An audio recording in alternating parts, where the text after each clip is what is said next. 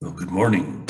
Looking forward to continuing the story of my relationship with uh, the Voice for God, which involved with my study of A Course in Miracles, a newfound relationship with Father God, and a newfound relationship and a growing relationship with a brother, Jesus.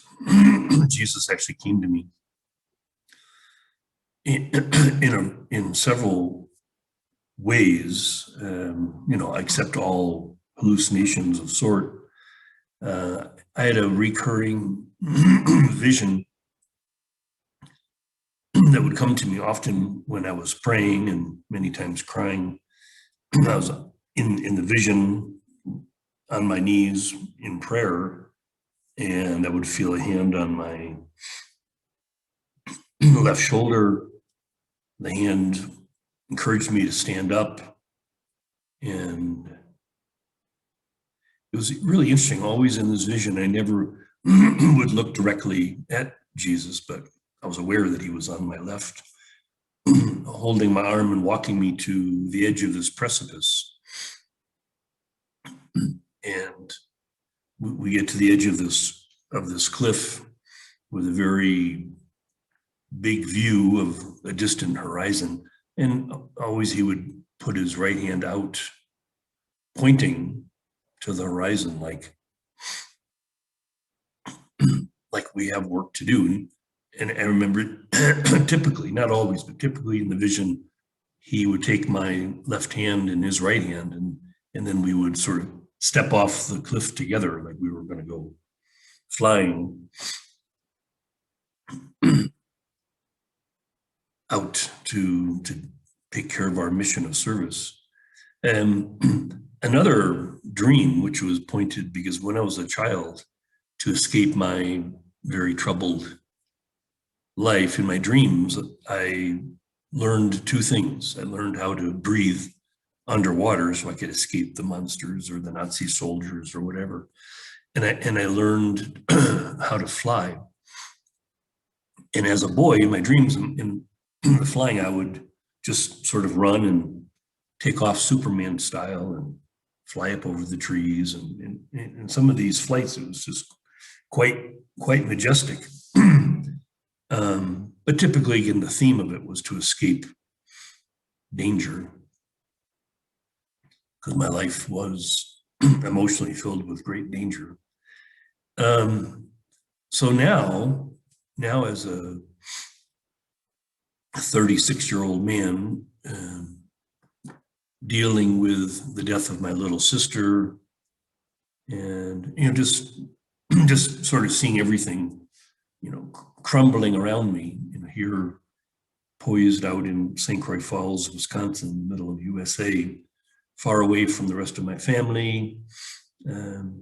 Anyway, the dream started coming back to me, but in the dream, instead of being able to just run and take off and fly, Jesus was showing me how to lift my hands up and grab something, really grabbing the air, pulling myself up.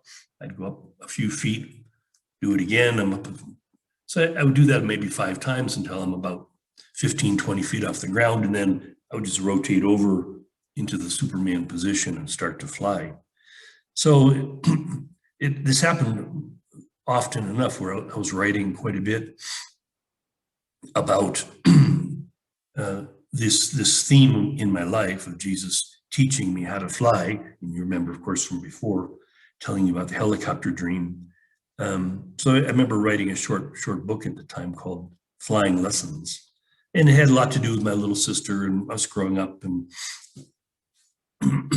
playing on the beach in Cape Cod. And, all the things that we shared as the 2 youngest in the family. We had a very, very close relationship. And anyway, so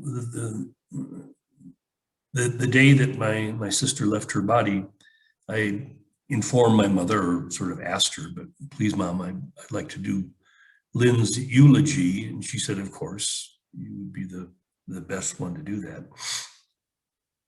And So I remember as the day approached, it took about 3 or 4 weeks before we pulled the memorial service together. Yet having my other two sisters and my mom and myself kind of coordinating the service with the minister in our congregational church.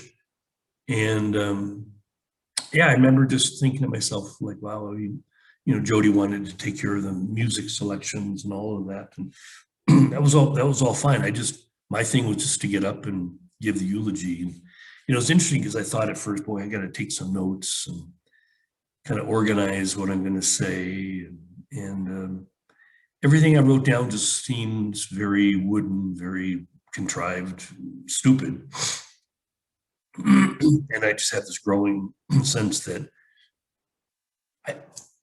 there wasn't any way that I could prepare to give this talk. I had to trust that the voice for God would be there to use me. And I just remember, even though I was very nervous, trusting that. In fact, when I got up to the podium after a piece of music, I was shaking so hard I actually took this glass of water to try to take a drink because my lips were totally dry. And I couldn't do it. I was shaking so badly, I couldn't get the water to my mouth. So I put the glass down and I stood there for a minute and looked out over this audience. Oh, I forgot to mention that, that one of the things that was happening, we were waiting in the family area. They always have a room in the church for the family to sit together, the close family, when doing a memorial service. And we were going to have the service in the chapel because we expected a pretty small crowd. We hadn't lived in this small town for many years, but for my father, he still lived in the town. But my mother, after the divorce, lived in another part of Connecticut. And of course, Jody and Sandy and I had all moved further away across the country.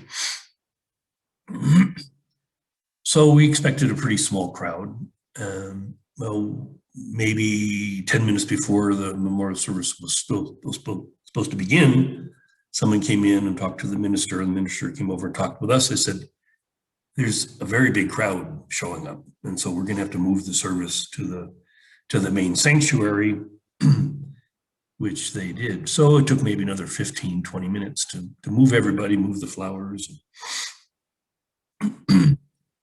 So now, for whatever reason, I think, oh, wow, this is even going to be a bigger opportunity for me to get up and give the talk of my life, even though, and again, like I said, I pretty much had surrendered. It wasn't going to be my talk. It was going to be the talk that the Voice for God would have me give.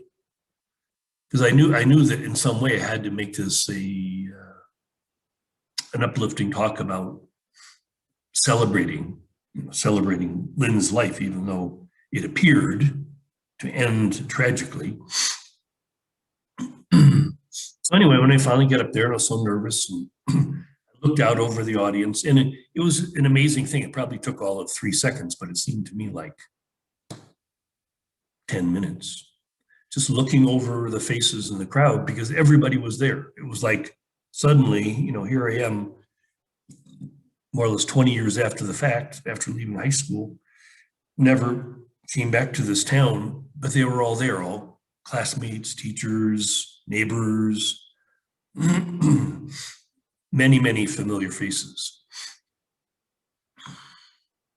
And in the very back row, there he was. Sometimes it's the third way that Jesus would come to me, is in a hallucination like this, where I saw him and I always visualized him. I had seen him in some of the visions where when I did look at his face, he looked like Robert Conrad, an actor at the time, or when I was a child, in a favorite TV show of mine, Wild Wild West.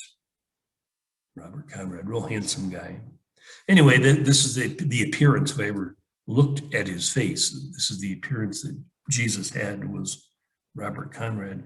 Anyway, he was there in the back row when, you're going to be great.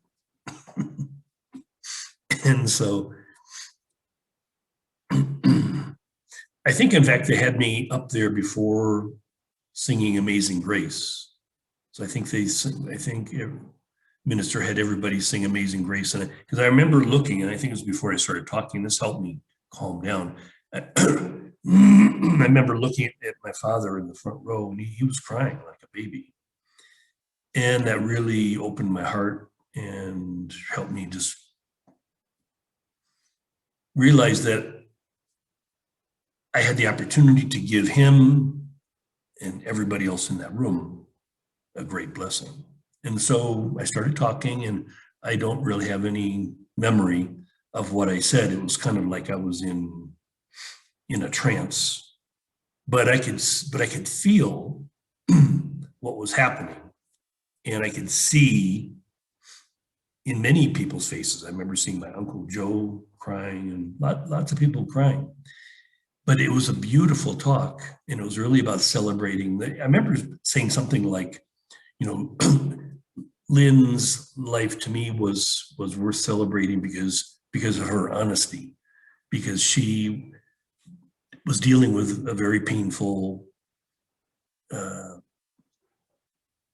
life, and she dealt with it honestly, because I think so many people can relate to being so depressed and so out of control. And she wanted out.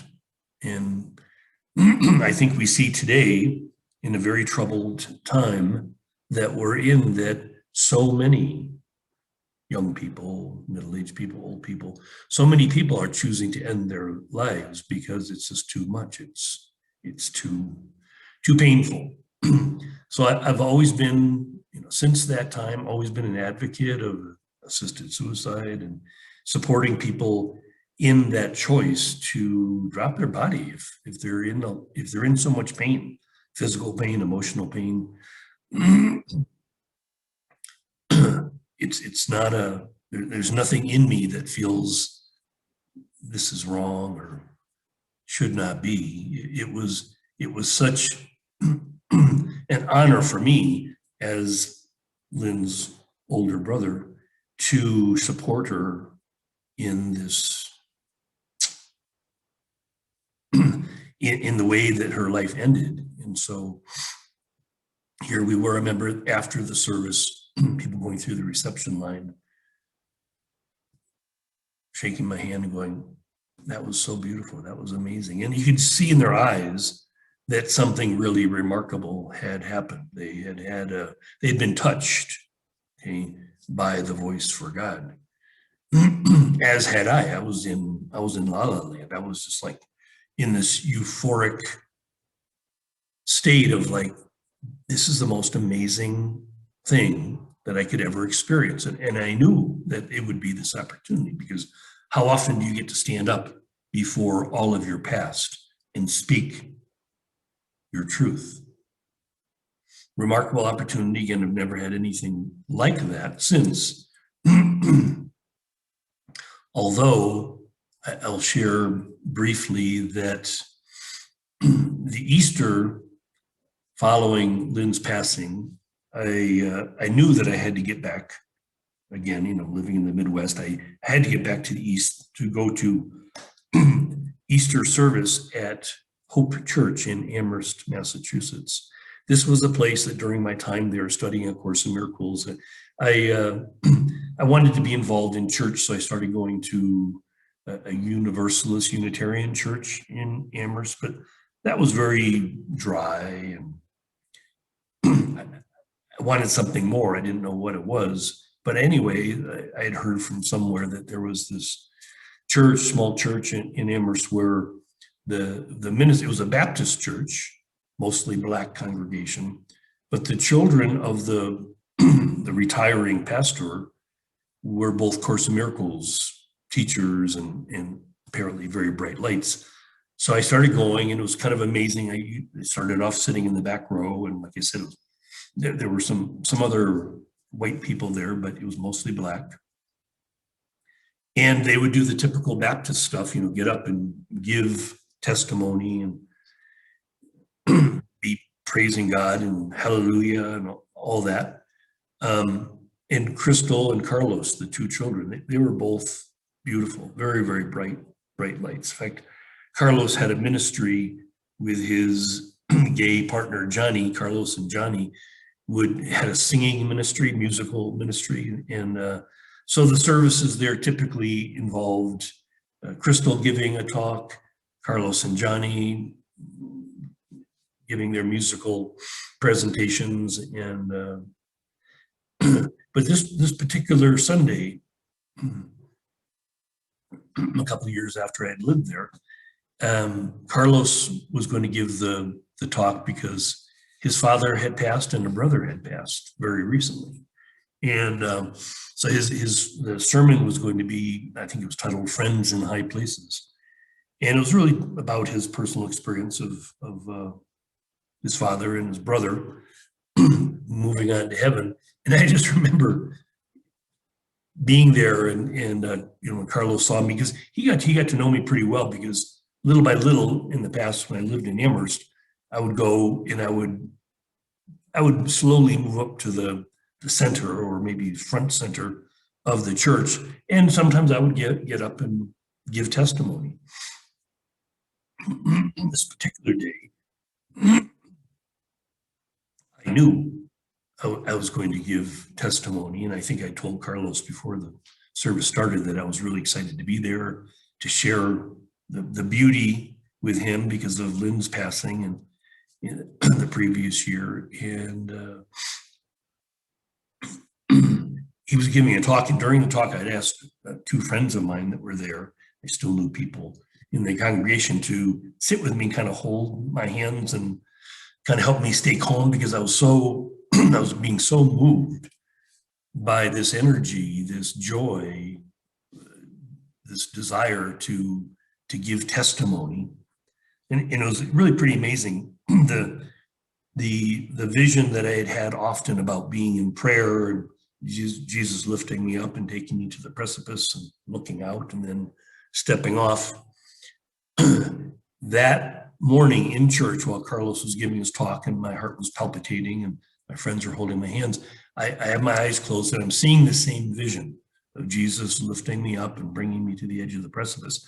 But now, instead of pointing out to the distance, he points to me to turn away from him, opposite him, in the other direction. And I turn and I see Lynn. It's like I can barely see her face. I can see her eyes. I can tell it's her. But she's this ethereal version of Lynn, like an angel with just flowing, everything's flowing. I don't know if I think she had a white garment on and her hair, and everything was like, wow. And he was just showing me that we were now the three of us joined together in this mission of service. And I held Lynn's hand and Jesus' hand, and we stepped off the precipice together. So this is what was going on inside of me while Carlos is giving his sermon about friends in high places. And when he stopped talking, he knew that I was ready to explode. So he invited me to stand up and give testimony. And I remember my whole body was shaking so intensely. There was so much energy flowing through me. I had almost been worried that I was going to, at like 37 years old, have a heart attack. But I didn't. Here I am. But anyway, I got up and my hands went out and I just said something like, "Hallelujah, the Christ is born in me today," or something like that, because it was Easter Sunday. And I know I shared this in a previous talk, but Carlos, I mean, the whole crowd, of course, and I think most of the people there, many of them knew me and knew about my sister. And so everybody was celebrating, everybody was dancing and singing and screaming. And I mean, that was what I loved about the church. I had never had that kind of experience before in church or really anywhere, to be with a group of people that just allowed themselves to just let go and just go crazy and share something really, really beautiful that we have inside of ourselves. And anyway, that what Carlos had shared with me afterwards, he said, it was amazing because there were blue sparks, like lightning bolts, coming off the tips of all 10 of my fingers. There was so much energy flowing through me, this blue, powerful, spiritual energy of love and enthusiasm and joy. So that was like, that was like for me still relatively early in my study of A Course in Miracles. This was like a time when evidence would show itself about this relationship that I was in with God, Jesus, Holy Spirit, that it was so clear to me what Jesus had been saying to me, like to me, saying, like me, you have this mission of service to radiate this divine energy of love and compassion and joy and enthusiasm. So it was, this is why for me, A Course in Miracles became something so different than the typical intellectual dialogue about the ego and you have to overcome the ego and all this stuff that seems more negative than positive. When for me, A Course in Miracles was about learning how to celebrate the joyful presence of love, which is, again, like you said in the very beginning, A Course in Miracles says, the purpose of the Course is to help you remove the blocks to the awareness of love's presence in your life. So for me, that's what it was. I was having this repetitive experience of joy. And, in spite of the fact that circumstances in my life were still challenging, I had mentioned in the last talk about the book contract with Hazelden. Well, it turned out that shortly after this experience with my sister, I don't remember exactly when it was, I would imagine this was probably middle of August or so, my editor friend said to me, I'm really, really sorry. This happens sometimes in publishing. There's a shift in the editorial power structure of the company or whatever, and a project that was green lighted is suddenly put on a back burner or canceled or whatever. And that's what happened with my book. The booklet series that was going to be the integration of A Course in Miracles and the 12 Steps was canceled. So here I was again ready to say, well, I'm not going to go back to live in the East Coast. I don't really have any big feeling that I should return to the West Coast. So I think I'll stay here in Minnesota, the Twin Cities. So yeah, shortly after this time, it was still in the autumn, in 1989, I moved to St. Paul. I had found a situation where a woman was renting a room in her house. And this was very fascinating because this woman was very much involved with something that was currently pretty hot topic, gender issues. And so she asked me, she's, not only invited me to be a roommate, but she said, there's a group that meets at my house weekly, or a group that's going to be starting very shortly. 4 women, and we have 3 men. I'd like to invite you to join to be the 4th man, to get together weekly and have this conversation about gender issues. I'm like, all right, why not? I like to mix it up. So it was really fascinating because this next year of my life, 1990, really became kind of defined by this opportunity to do some really deep healing about my life. So I think it was in August of 1990 that I went. The 3 other men in the group were all graduates of this New Warrior Adventure Training Weekend. So of course I was going to get mentored into that experience. So remember August 1990, big turning point in my life. I went through this intensive men's weekend, and wow, it really was the next big thing. If like A Course in Miracles and the 12 Steps, if these are 2 really big things in my healing journey, the men's work was also. So beyond the initiation weekend, I got involved with we call it integration group, and then I started organizing weekends, sort of like intensives with some of the men that were interested in some, more spiritual stuff. The warrior stuff was definitely in my book, The Circle of Life. I talk about, the East being our childhood, defined by the lover archetype, and the South, the warrior. But I was really interested in the West, which was the magician, the stuff that had to do with sweat lodge and, transformation. So the warrior piece was very significant, but there was also another piece very important for me, and I could actually practice some leadership doing these, I forget what I called them, integration weekends or something. It had to do with the spiritual components of our growth and transformation. So this was a big part of my life. And it allowed me to get very involved in the community there with these men and their partners. Eventually I was going to meet my my wife, Suzanne, and she would get involved in the women's aspect of this. So all of this really intensive healing work, which was what I had signed up for, going through treatment and halfway house, and my early rebirthing stuff, and now it was time to really do the juicy nitty gritty of healing the damaged childhood and adolescence that I had, and that really would define the next decade or so of my life. And one of the things that I would relate,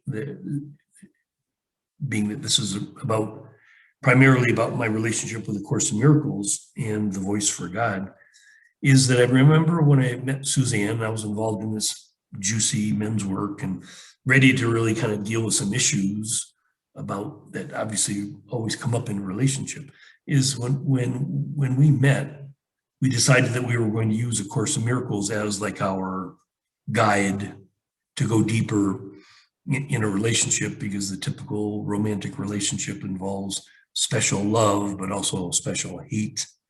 And so we said, let's work on this, and let's allow all of this special hatred to come to the surface, so we can, let it go, not carry this karmic burden forward in our marriage and in our lives. And so it was a very promising time, very challenging time. I think a lot of people were amazed that we could fight so much and still enjoy our marriage together, because we just, again, like I said, allowed that stuff to come up. She was very damaged from her childhood, and she had very, very big issues with her father, her mother, and at least one of her brothers. And I had the same, more or less parallel issues. So we had stuff to work on, and using A Course in Miracles as a support, as well as different therapies. My main therapy, I think, was the men's work, but eventually I would also do some therapy, and we would do some couples therapy. During this time, I was just interested in anything that would be about moving my healing journey and my transformation forward. So that was really what was defining this. And during this juicy time, I had a lot of contact with some of the big players in the Course in Miracles community. I had a number of phone calls with Marion Williamson, and I was involved with John Mundy in his ministry from a distance. I was watching David Hoffmeister, who I admired quite a bit.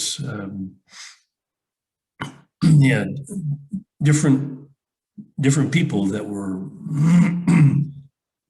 kind of basically the Course in Miracles community was growing. It was very strong in the United States and would grow quite a bit around the world. It's still, I'm sure, as popular as ever. Like I said, there was a time when I was ready to move on, and I could probably talk about that later. The one thing that I wanted to point toward here and probably leave off and save that story for our next time together, is I had this keen idea after going through the Warrior Weekend, had a really big sort of party with men and women, all this gender stuff for my 38th birthday.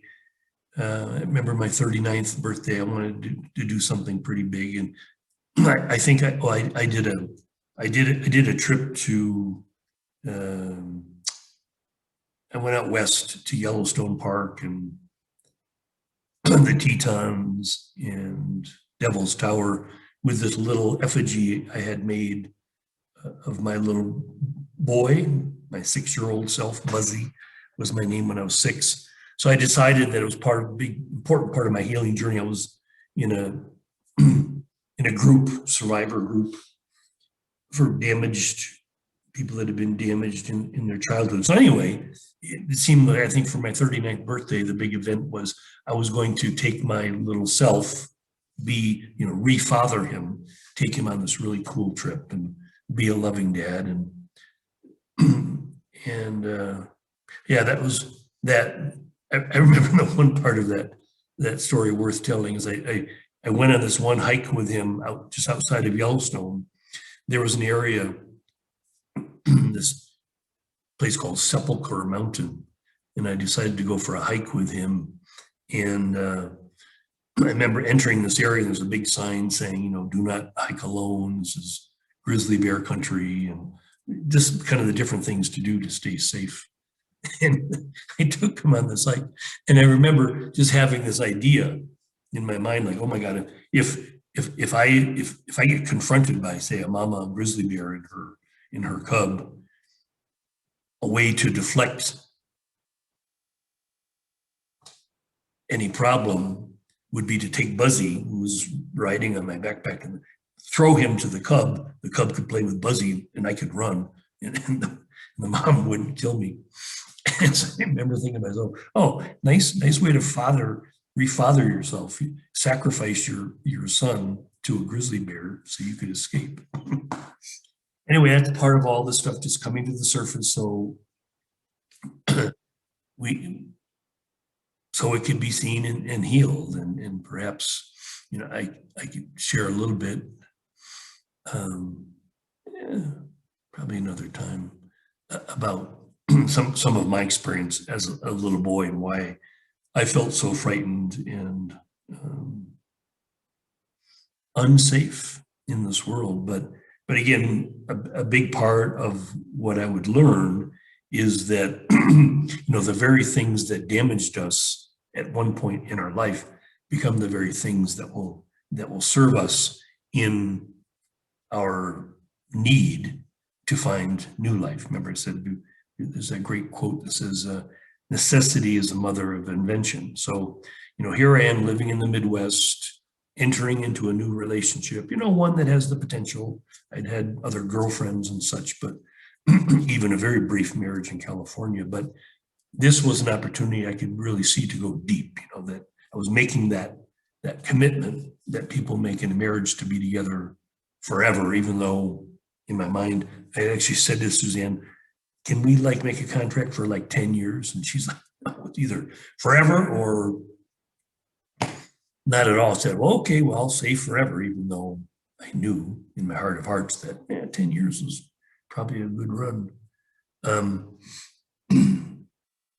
Anyway, I just wanted to make a mention that I needed something really, for some reason, part of my crazy arrogance or whatever, I needed something really meaningful to mark my 40th. And I decided that I was going to go on a Hindu pilgrimage in India from New Delhi up to the source of the Ganges and Gangotri. And so that was going to be my 40th birthday. And I wanted to be in Kathmandu, Nepal on the actual day, September 5th, because my birthday is in September. This trip was going to be in August. And I'll share more details next time, but it was a big mistake going in August because it's monsoon. And again, the point of this whole journey, my journey, was to realize that these opportunities, which sometimes would be devastations, are necessary, are absolutely necessary. So for me to really get a lesson about, what the key lesson I think I was looking to learn was about home, because I didn't feel at home in the world ever. I didn't feel at home as a child. I didn't feel a real connection with my family or my town or my culture or my country or anything. So it seemed as if to learn something about home, I had to go to an extreme, which most people that do international travel will tell you India is always about the most challenging place you can go. So this was my setup for my 40th birthday, the next big devastation, the next big brush with death. So I'll save that for next time. So I just want to take this just a moment before I close today, just to say again how remarkable the experience was with my younger sister. And I've mentioned to a few times, for those that have ears to hear, it was really fascinating for me when my daughter Amelie was 1 year old. I just had this strong intuition to ask her if she was my sister reincarnated. So I asked her, she's 1. I said, "Are you my sister Lynn?" She's like, "Yes." It was so cute, whether she understood the question or not. She just didn't say "I don't understand," or she just said yes. So I thought, wow, how cool is that? That what we are offered in this world, in a lifetime, in a series of lifetimes, whatever, is sometimes beyond our ability to fathom. But I remember when it occurred to me that it would make such good sense if there is reincarnation. Why wouldn't Lynn want to reincarnate again? Because many people have a series of lifetimes with the same souls. They just take on different roles, right? So here, because Lynn was terribly fathered, I was terribly fathered.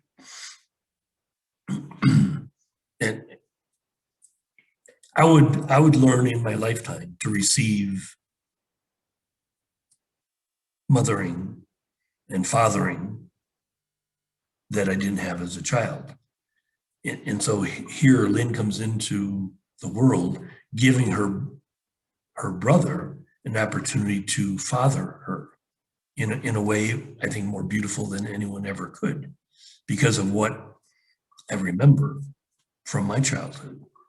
And so, I think I'm very lucky to have become a father for the first time at 63 years old, and have the opportunity to do something for one human being that would have seemed impossible, because really I felt in this my lifetime with my sister Lynn that my hands were kind of tied. I did my best. I remember even talking to Lynn once about, because she would get involved in the 12 steps, and she really knew or had a sense about God's love.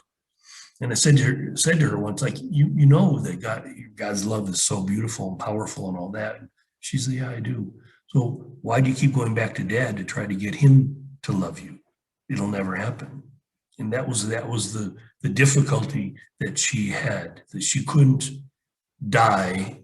She couldn't consciously die to that possibility with her father, her biological father. He was a very, very, just a very bad man to her, very bad father. And, he had disowned her when she was 14. And it's just very important for us to step up, with this guidance and support from one form of spirituality or another, but to be rebirthed, to be reborn, and so it might happen in a series of events in our lives, but the point of the life always is to get to a place where we are whole, happy, and free. We're no longer burdened by this karma that would interfere with our ability to carry on our truest function, which is to be this conduit, this portal, the bridge between heaven and earth. And so the point of everything is that. And so as one individual, I can offer testimony that it works, that I think my childhood was as difficult as any childhood could be. And because of that, that actually would help me. It would force me to make a choice, either the choice Lynn made or the choice that I made to stay in this world, do the difficult work, to consciously die, to what had hurt us in the past, right? There's a great line from A Course in Miracles that says, the past is over, it can hurt you not. It only continues to hurt us if we carry it with us. Okay, so again, my passage to India was another way to drop, to let go, and getting close to death is always a remarkable way to let go. Well, I will share one more brief story because it happened when I was still living in Amherst, but I never brought it up before. As part of my healing journey, I got very much into bicycling and then running. And I was really interested in running races just because it motivated me to train more and get healthier and all that. So I decided to start running a series of 10K, 6-mile races. And one big race that happened in the year before I left, so it would have been 1988, before I left Amherst, I had trained with a couple of buddies to go run this big race in Falmouth, Massachusetts. It was a pretty big deal. Some big name runners would come to run in this race. So there was a lot of TV coverage, and so there a lot of runners. I think maybe 12,000 or something the year that I ran in it. Anyway, the point of the story was I was so intent on like running the best race possible. I'd been training, I'd done lots of other little races, and I was no superstar, but always with running, you just want to continue to aspire to your personal best. And so in this race, I was keenly interested in that. And it was an August morning. It was going to be a hot day, and I was carrying 2 water bottles, so I didn't have to stop at the water station to get a drink of water because I wanted to run my personal best. And anyway, there was something about this race because it was a media event, and there was a group of people that would be drinking at this bar along the path of this race. And after all the elite runners went through, because there was a group of the elite runners would get a start, and then maybe a minute later they'd start everybody else. And the group of people, there was a tradition that they would all be drinking this morning, say like a Saturday morning, whatever, and then they would run out and join the race just as a joke, just to sort of, they weren't officially signed up to run the race, and they weren't going to run the whole race, just cause a scene. And I remember a bunch of them jumping in right in front of me, and I remember getting really angry and just I lost myself. I lost any sense of balance. And I, because of my anger, I didn't even pay attention to my body, didn't drink any water, got overheated. Anyway, next thing I know, I'm in a medic tent. They have me in an ice bath. My body had collapsed from heat stroke, and I'd been unconscious for probably the last minute or two of running, still running, but I wasn't conscious any longer. And then with heat stroke, your brain is literally frying, and they pulled me off the race course and brought me to my body to this medic's tent, put it in an ice bath to bring my temperature down before I died. Heat stroke will kill you. And I remember the first thing I can remember is they pulled my body out of the ice bath, because now I'm not in my body. I'm watching them pull my body out of the ice bath and put it on this gurney. And there's a bunch of people around me. And one of them was taking my blood pressure or something. And then I remember them saying, "We're losing him." And that's the first thing I remember is they're with my body and they say, we're losing him. And I, not in my body, I'm going off. And I'm like, I'm in this euphoric place, like, wow, this is amazing. Because you remember from my talk before about my work with Ken Ring and near-death experience. And so I was very familiar with the process of dying in the near-death experience, where you're beginning that journey, dropping your body, and you're going to the light. And I remember thinking to myself, wow, like they're trying to pull me back, but I want to go to the light. I want to get as far as I can to the light. But then I had this thought, it was clear as day, thinking, okay, if I die, my friends that I came to run with, they're really going to be, it's really going to be a problem for them. And I was, after the race, I was that day later, I was going to drive up to Maine and visit with some other friends. If I die, I won't show up. And it's really going to be a problem for them. And then I had this thought, boy, and if I die, it's really going to be a problem for my mom. And it's kind of like I was willing to let go of my earnest desire to go fully into the light, because I would be inconveniencing so many people. I decided to come back. And so now I'm back in my body.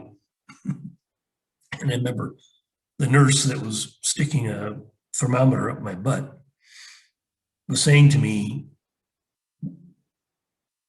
"What do you feel? Can you feel anything? What do you feel? Can you feel anything?" Trying to get me to respond. I'm sure they could see some evidence that I was returning to consciousness. And the first thing I said to her when she said, "Can you feel anything?" And I remember just saying, "Yeah, my asshole hurts." She's ramming this thermometer up my butt. And they all kind of laughed like, "Oh, he's back." So that was my own personal first experience with being that close to death. And I just wanted to preface my trip to India with that, because in India, I would get once again very close to death. But I'd already had this experience. So it was like, once you have a near-death experience, it's like there's a big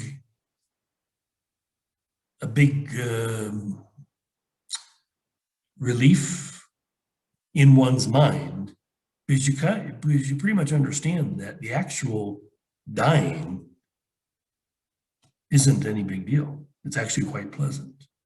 Maybe being injured or sick or whatever, leading up to death, that may not be so much fun. But the actual process of dying and dropping the body is very pleasant. It's like Emmanuel would say, it feels like you're taking off a tight shoe, and then you're free. So I remember, as I was out there at this point when I was thinking about inconveniencing people, probably the first thing that happened was my brain, the ego brain, the mind, was saying, "Is this a good thing or a bad thing? My death. Is this a good thing?" Or it asked the question several times. And then, because this is all about the voice for God comes into my mind saying, there is no good thing or bad thing. Everything just is. And that might seem like a pithy little philosophical premise, but in that moment, it was profound. Everything just is. There's no good thing. There's no bad thing. It doesn't matter. Nothing really matters. Nothing in form, including dropping the body, matters at all. We talked about that before, because in actuality, there is no death. And now today, 30 years after that event at 38, now 68, I get it fully. Are you kidding? As I'm now, literally much closer to the real event of dropping my body, there's nothing about it that's bad. There's really nothing about it that should be difficult. The only difficulty that comes is when people fight against that inevitability. If you don't fight against it at all, if you're like, I'm ready, bring it on. I'm ready, bring it on. It's nothing but beautiful.